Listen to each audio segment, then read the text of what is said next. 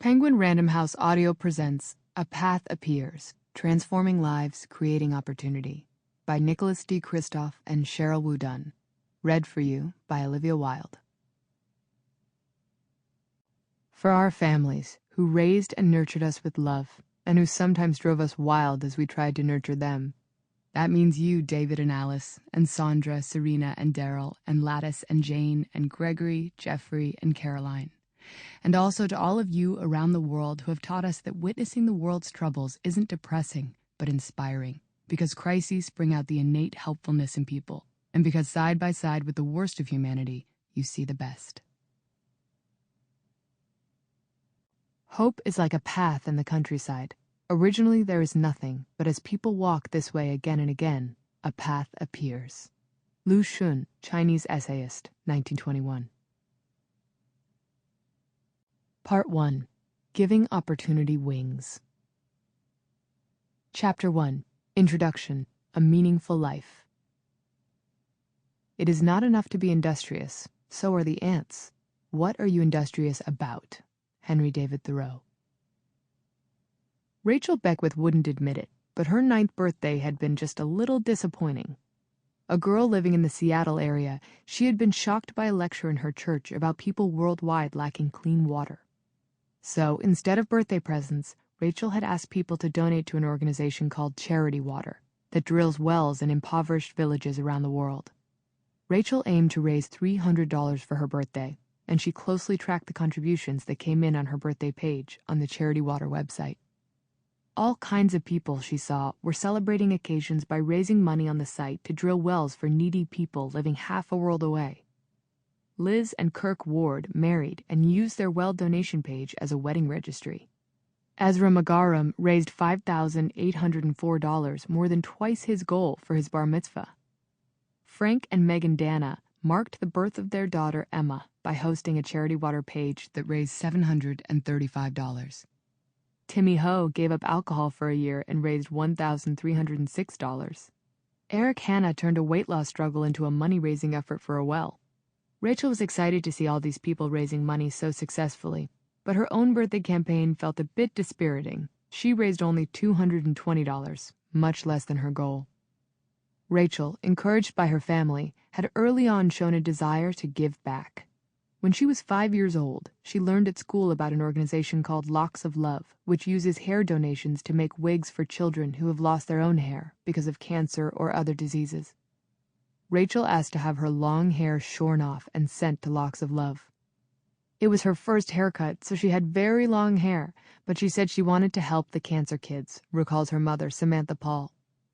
After the haircut, Rachel announced that she would grow her hair long again and donate it to Locks of Love after a few years. And that's what she did. Rachel found giving to be enormously satisfying, and that's what led her with great eagerness to set up a birthday fundraiser through Charity Water. It was just frustrating, though, that each time she went on the internet, full of hope to see her birthday page, the total would be unchanged and short of her target. Then, less than 6 weeks after her 9th birthday, tragedy struck. Rachel was driving with her family on the highway when 2 trucks collided. One truck spilled logs onto the highway, causing a 13-car pileup. The Beckwith car was in the middle, and although other passengers in the vehicle weren't seriously hurt, Rachel was critically injured. In the next few days, as friends and church members comforted the family and prayed for Rachel's recovery, they also sought some more tangible way of showing solidarity. Remembering her birthday campaign for clean water, they began to donate to it on the Charity Water website. Contributions climbed past her $300 goal, then past $1,000. As the little girl struggled for life in a hospital bed, and with everyone feeling helpless, donations surged past $5,000 and then $10,000. Family members gathered around Rachel's hospital bed were soon able to whisper to her, not knowing if she could hear them through her coma, that she had set a record by exceeding the $47,544 that Justin Bieber had raised for Charity Water on his birthday. I think she secretly had a crush on him, but she would never admit it, says Samantha Paul. I think she would have been ecstatic.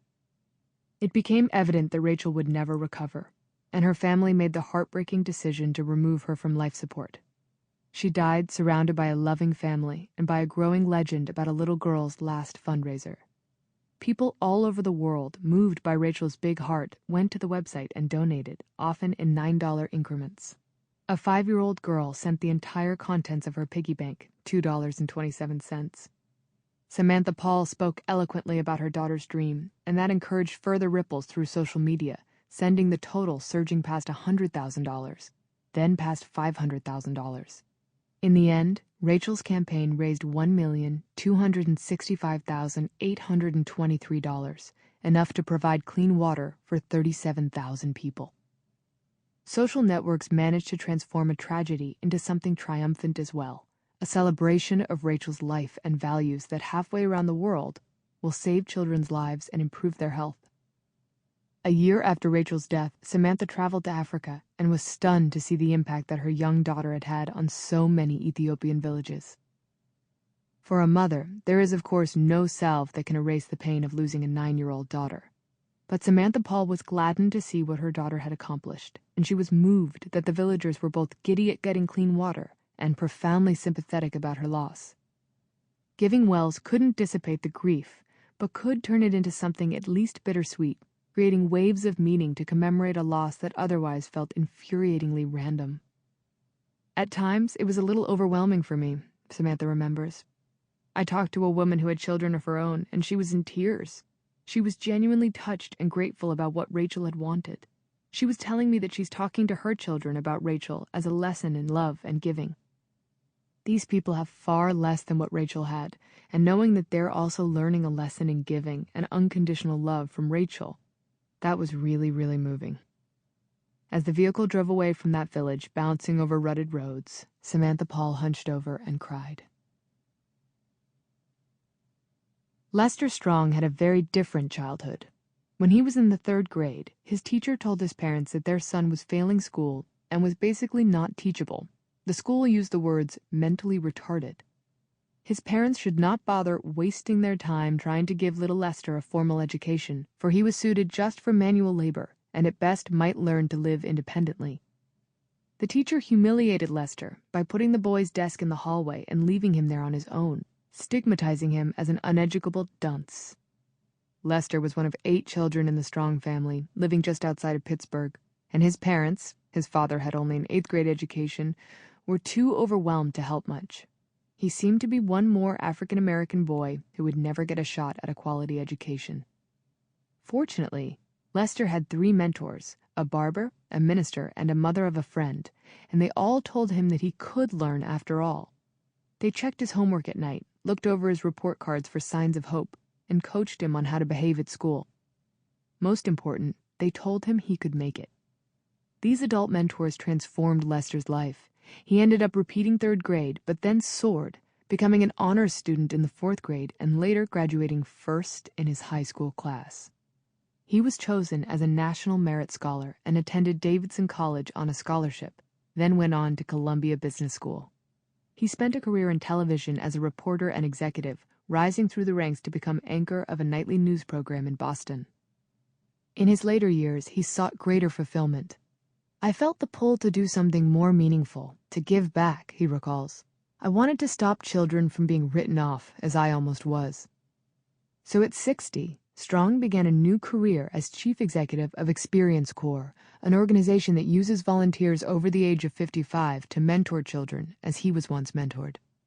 I know the power of an older adult really giving loving and structured attention to a child who has not been accustomed to receiving it, Strong says. Experience Corps now has 1,700 volunteers mentoring 30,000 students from kindergarten to 3rd grade across the United States, typically in low-income schools. An Experience Corps volunteer tutors a small group of children for 15 hours a week for the entire school year, helping kids use the library, pick books, and above all, appreciate the thrill of reading. Dr. Gary Slutkin was back in Chicago, his hometown, feeling restless. He was a rumpled infectious disease specialist who had spent most of his career in San Francisco and Africa, battling tuberculosis, AIDS, and cholera. But he had burned out in refugee camps. His marriage had fallen apart, and now it was time to be nearer to his elderly parents. He had no clue what to do for work. As he explored options, Slutkin began hearing about gang violence in Chicago, about 10-year-olds shooting other kids. This was shocking, but it also sounded more like Somalia and other places he knew. Sample complete. Ready to continue?